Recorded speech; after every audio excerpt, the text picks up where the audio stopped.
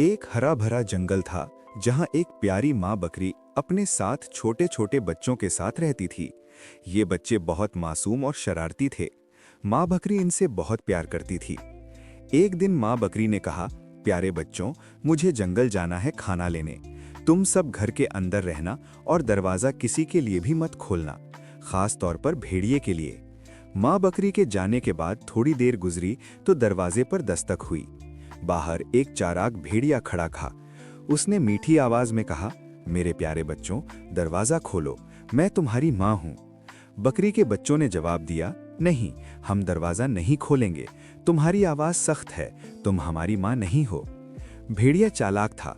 वो जंगल गया और शहद खाकर अपनी आवाज मीठी बना ली। फिर दोबारा दरवाजे पर आया। बकरी के बच्चे फिर भी होशियार थे। उन्होंने दरवाजे के नीचे से पंजे देखे जो काले थे।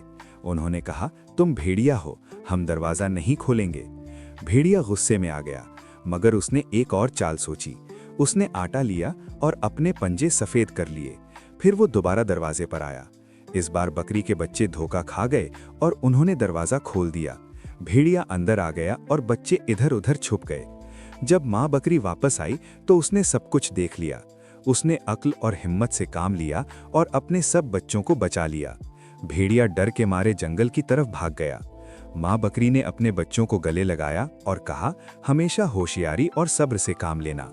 इस कहानी से हमें ये सबक मिलता है कि अक्लमंदी हमेशा मुश्किल से बचाती है।